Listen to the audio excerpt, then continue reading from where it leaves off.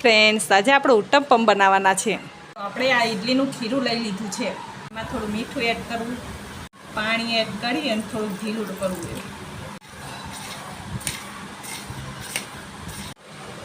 ડુંગળી છે, પેપ્સિકોન મરચું છે, ટમેટું, ગાજર, મરચી, ગાજર, ટમેટા, ડુંગળી, મરચી એને સારી રીતે મિક્સ કરી લેવું. ધાણા એડ કરવા, તેલ લગાવી લેવું.